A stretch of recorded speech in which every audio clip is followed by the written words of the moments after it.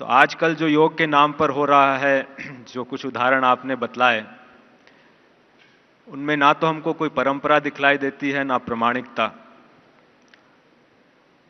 पारंपरिक योग हमारी संस्कृति का एक अभिन्न अंग रहा है और जैसा हमने कहा, उसका लक्ष्य केवल शरीर तक सीमित नहीं, हमारे पूरे व्यक्तित्व से जुड़ा है।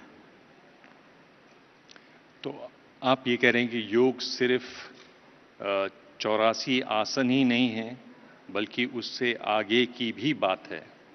लेकिन हम देख रहे हैं कि आज होता क्या है कि योग का इस्तेमाल या योग की तरफ लोग तब मुड़ते हैं जब उनको लगता है कि मेरा वजन बढ़ गया है, या उनको लगता है कि अब कोई शारीर में कुछ शिकायत आ गई है, किसी तरह से स्वास्थ्य लाभ करना है।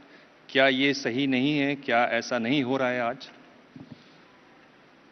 जी हाँ, दुर्भाग्यवश योग के बारे में आजकल लोगों की विचारधारा और उनकी अवधारणा बस यहीं तक सिमट के रह गई है, केवल आसन है।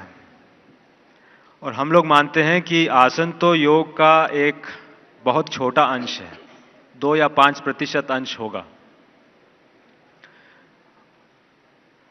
और आज जब हम बात कर रहे हैं एक इस मंच से, जब यहाँ पर अनेक प्रबुद्ध प्रवक्ता एकत्र हुए हैं इस लक्ष्य के साथ जुड़कर कि 2047 में हमें अपने देश को एक विकसित राष्ट्र बनाना है, बहुत ही प्रशंसनीय लक्ष्य है।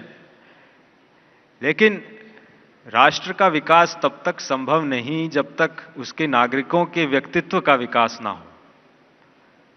केवल भवन और ढांचा खड़ा कर दें, लेकिन उसके अंदर जो रहता है वो जागृत नहीं, वो सशक्त और सबल नहीं, तो हम समझते हैं कि पूरी विकास की यात्रा पूरी हुई नहीं।